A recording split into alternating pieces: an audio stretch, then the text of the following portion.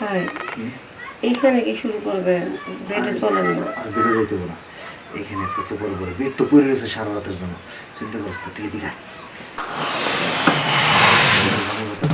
একটা কাজ হয়ে যাবে, বুঝিস না?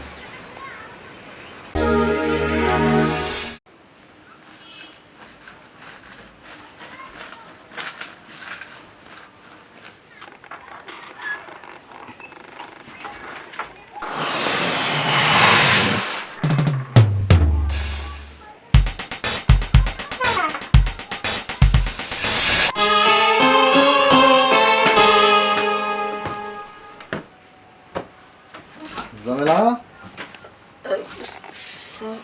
কি কর, এদিকে আয়। কি করতেছিস এগুলো? একটা টেবিলটা মুছতেছি। আচ্ছা দেখ, সোফাগুলো ভালো করে মুছে রাখ।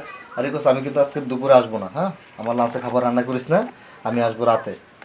আর ই করছে একটা কথা, তুই কিন্তু আজকে বাড়িতে যাস না, হ্যাঁ? কেন স্যার? না, তোর জন্য একটা বকশিস আছে, হ্যাঁ? আর তোর সাথে কিছু কথা আছে না। ও আচ্ছা, ঠিক আছে। ঠিক আছে, তাহলে আমি রাতে আসলে রাতে তোর সাথে দেখা হইতেছে, হ্যাঁ? আচ্ছা আচ্ছা।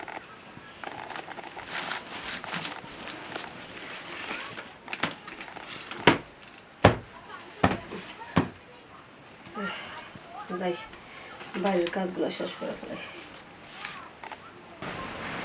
না, মোবাইল দেখতে আর ভালো লাগতেছে না। কাজে মেয়েরা কই গেল? ওরা কাজই করে সারাদিন, ও জানে না ওরা স্যার আমার ভালো লাগে না। আর ছোটো ভাই তো মনে হয় অফিসে চলে গেছে। হ্যাঁ, টাইম হয়ে গেছে, 20 মিনিট পার হয়ে গেছে। ও কোনোদিন লেট করে না। যাই, তো কোথাও থাকবো কি? তোরে কই না, এত কাম কাজ করা লাগবো না। তুই শুধু কি আমার বাড়ির কাজের মেয়ে নাকি? হ্যাঁ স্যার, হ্যাঁ, বাড়িতে তো আমি একাই, কাজগুলো তো আমারই সামলাতে হবে। কি বলা, রান্না বান্না ঠিকঠাক করবি আর আমার একটু দেখাশোনা করবি, ওইটি খাম। স্যার, দেখাশোনা কি আজকে থেকে করতেছি? অনেক দিন ধরে তো করতেছি। আপনি না কইছিলেন আমার একটা আইফোন এনে দিবেন, কই কোনো মোবাইলে তো দিলেন না। আরে আইফোন, আইফোন তোরে তো দিমই। আমি যখন শহরে যাবো তখনই আইন না দিমু। তুই এই ফোনের লেগে কোনো টেনশন করিস না। যেটা দিছি ওটা দিয়ে কথা চালাই যা।